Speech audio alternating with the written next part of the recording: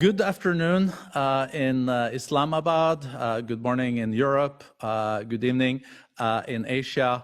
Excellency, Prime Minister Imran Khan, welcome, and also to His Excellency Finance Minister Sheikh, a special welcome to both of you. It is great to see you, Prime Minister, but also all the guests that have called in.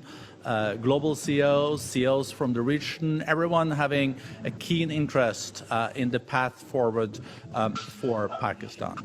I would also like to use this special occasion for the World Economic Forum to acknowledge our two long-standing partners in Pakistan, the Dawood Hercules and also the Pathfinder Group that many of you know as very important companies in Pakistan. It is a great honor to see you again, Prime Minister. We now have 45 minutes with the Prime Minister and then 30 minutes with His Excellency, the Finance Minister. And there is also a possibility to raise questions to the Prime Minister, and CEOs have already signed up. It seems like almost a decade, Prime Minister, since we met in Davos. It's less than a year, but so much has happened. And Davos speech from your side was also historic. It was the first time in the 51 years history of the World Economic Forum we had a special address from the Prime Minister of Pakistan. And we know from your very special address in Davos that a lot were going in the right direction for Pakistan. Growth was back, FDIs were growing. I think there was a growth the year before the pandemic of 70%. So after the pandemic, we have seen that you have also taken necessary steps to make sure that you deal with the health crisis everywhere, that you're building a bridge also towards sustainable recovery, and then also securing investments. First, Prime Minister, I think we all would like just shortly to hear from you the latest. How are you now dealing with the health crisis? It seems like Pakistan so far has weathered it better than some other countries, but it is also still, I guess, a great challenge, and we're not out of the woods yet. So welcome again, Prime Minister. So good to see you, and please update us on the current situation in your country. Thank you very much, Boge. It's a pleasure to be talking again on the World Economic Forum, and as I've always felt, this is a great forum from where we can project our views about our economy and talk to the investors. So let me just say, first of all, that Pakistan had stabilized its economy and was heading in the right direction when COVID hit us. And just like every country got badly hit by COVID because this was something unprecedented. And it was unprecedented because of the lockdown. There's no precedence of an economy being locked down, completely shut, and the consequences of that shutdown. That's really what the world is coping with. So for us, it was not just a question of curtailing the virus, but it was also stopping our people dying from hunger. And we very quickly realized that when you lock down an economy, you have to take care of those people who are daily wagers, whose family depend on their earnings on a daily basis or a weekly basis. And if you lock the economy down, not only these people get affected, but secondly, those people, who are in the informal sector, like the labor in Pakistan's labor, 80% is in the informal sector, so we have no record of them. So unlike the US, where you could send money to their bank accounts, we couldn't do that.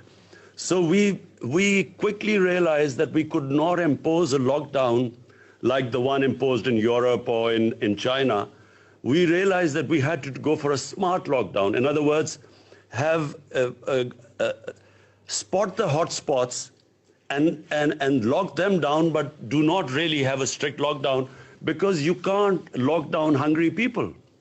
So that worked. We opened up our economy quicker than others. We never locked down the agriculture sector, which was basically rural. We opened up the construction sector, which was in the cities. And because it was mainly outdoor, there was no spread because opening up the construction sector. And then we had a cash program where we gave about 15 million families were given cash handouts. And it was one of the best programs. And that really saved us from the worst effects of the lockdown. And actually, because the people were with us, the public complied with our measures, we came out of it better than any other country. So we saved our economy from its worst effects. Also, we saved people dying from the virus. Now, of course, we are hitting a second peak. And my worry right now is that, number one, because we succeeded so well, people are no longer that worried about the virus anymore. And so we do not find that sort of level of compliance. And secondly, we do not know how long this second wave, because it's in the winter, we don't know what this winter wave is going to be like. So, there's a bit of worry right now, because our cases are climbing up quite rapidly these days. Well, thank you, Mr. Prime Minister, for that overview. We will have a second round with your Finance Minister after the questions and dialogue with you. But I think many of the CEOs and chairs that are on the line really would like also to hear from you, based on the increasing FDIs, based on the growth that you had before the pandemic. When do you think we'll be back to a pre-COVID level, and how do you see the path forward for Pakistan? When do you think you will get growth at the level where you expect it and need it, and what are the measures that you will take? I must say that the lessons we learned from the first wave of COVID was that we, in our country, with our high levels of poverty and with a young population, high levels of unemployment, we cannot afford a lockdown where we lock down our businesses, where we lock down the factories. So we have taken a policy decision that we are going to keep the businesses and the factories which employ people. We are not going to lock them down. We are going to only lock down the non-essential, in other words, public gatherings and so on, where our economy doesn't get hurt, because we feel that the consequences of hurting our economy on the people is going to be far greater than the effects of the virus. Now, the two challenges we faced, the two biggest challenges, one was the fiscal deficit. When we came to power, it was the biggest ever fiscal deficit in our history. And second was the current account deficit, the external deficit. And that also was a record deficit. So the first year and a half really was stabilizing the economy to bring these deficits down. So cutting our expenditure, improving governance, and then improving the tax collection to remedy the fiscal imbalancing. And secondly was cutting down on our imports and trying to stimulate our exports, stimulate remittances into Pakistan, because that forms a considerable part of our foreign exchange earning. Foreign direct investment, which was improving and fortunately is improving again. And then also clamp down on money laundering. Now, this is a big problem in the developing world, where illegal, illicit flows of money leave our country to offshore accounts and so on. This illegal money. So we clamp down on that too. As a result, after 17 years, the last quarter, we had a current account surplus. This is after 17 years, so this was a big achievement, and which reflected on the stability of our currency, because we have our currency is now floated and it's on market-based exchange rate. So our currency stabilized, in fact, gained in the last few months.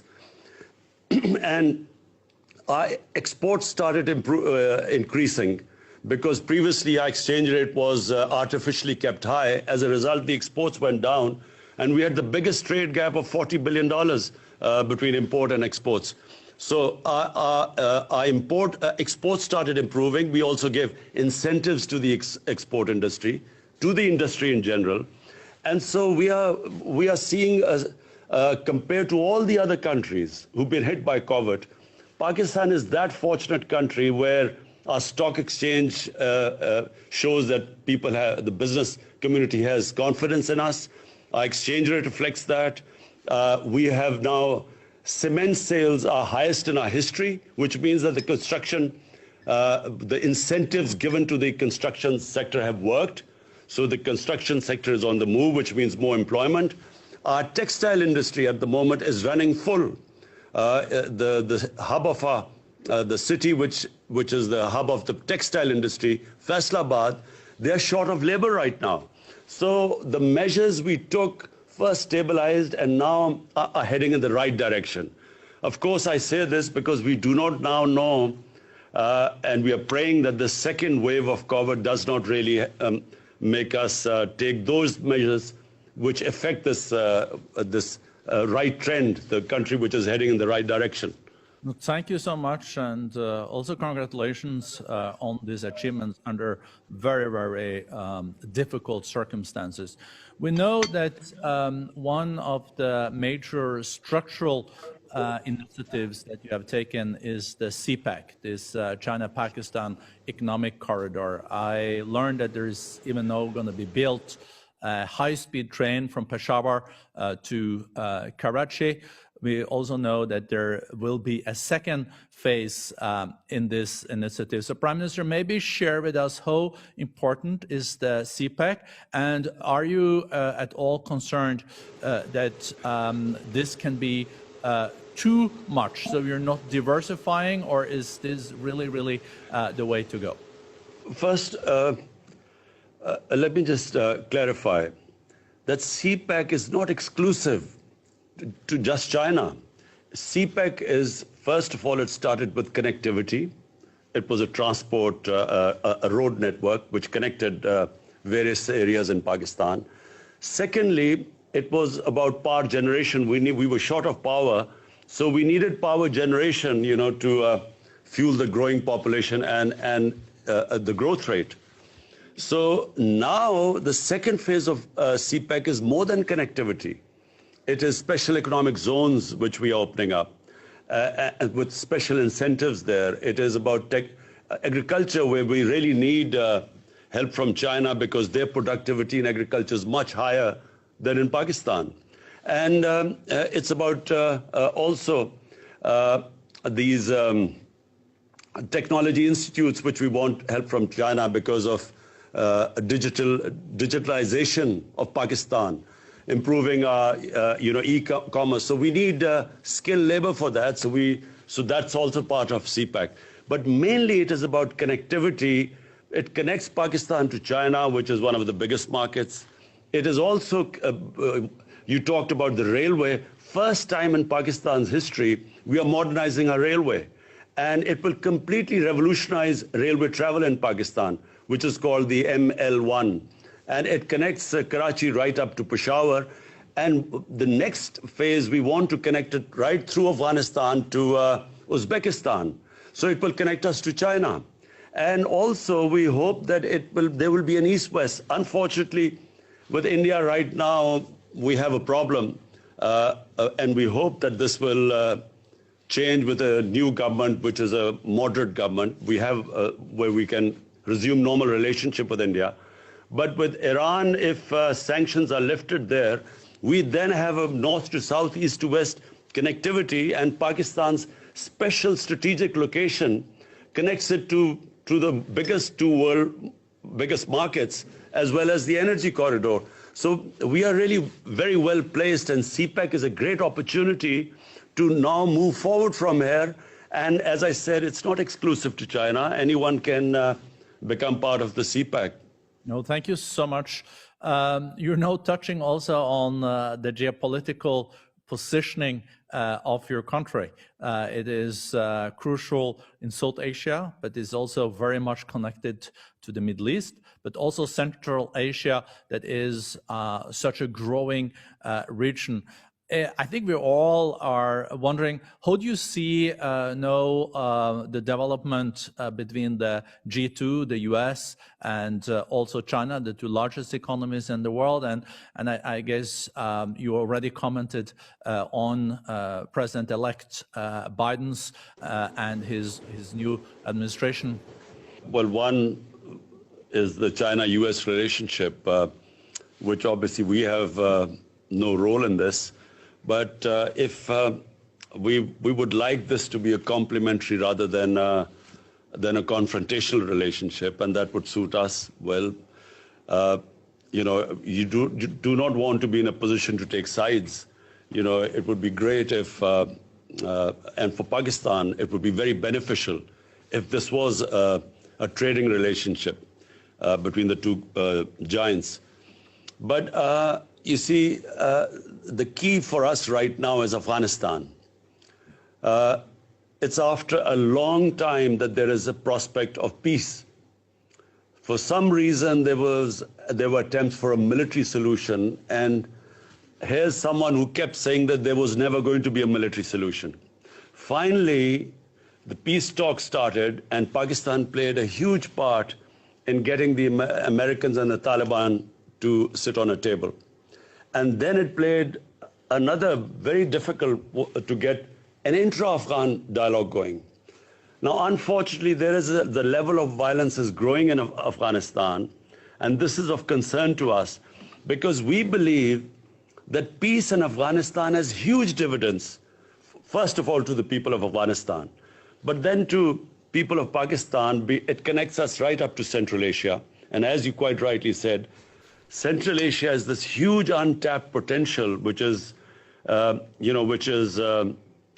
which will be of great benefit to us and to Central Asia if they can connect right down. They're landlocked, and they can, through Gwadar, they can be connected to the world.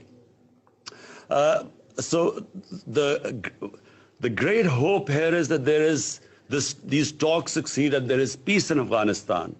And apart from anything else, the tribal belt of Pakistan, the strip of land adjoining Pakistan and Afghanistan, they were devastated by the war on terror. And the best way to rehabilitate and to give employment to the people there is if there is peace in Afghanistan, and the adjoining areas will benefit the most from trading and connectivity.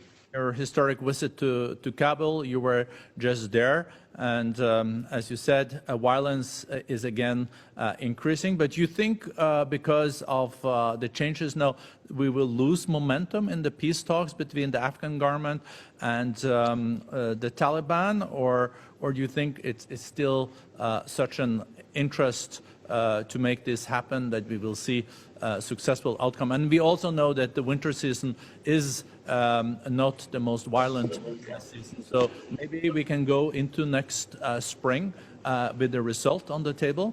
You know, if someone asked me what was President Trump's greatest achievement, for me it is this resumption of the Afghan peace process. I feel that it was a great achievement of his because he literally forced this peace process to take place. And, the fact that after so many years, there's a dialogue going on, no matter how difficult, and it was always going to be difficult. The longer the conflict, the harder it is to bridge that divide which that conflict creates. So I feel that President Trump did a great job here. And I'm convinced that President-elect Biden is not going to reverse this because there is no other solution. I mean, there is only one way forward. You can't have a conflict going on for 19 years and no result and expect that you keep doing the same thing over and over again and you expect a result in the next 19 years. So therefore, I think everyone will be trying to push this peace process. No, thank you so much. And we know it means a lot to Pakistan, but of course, mostly for the Afghan people. And we know all the resources that are in this country, provided there is peace.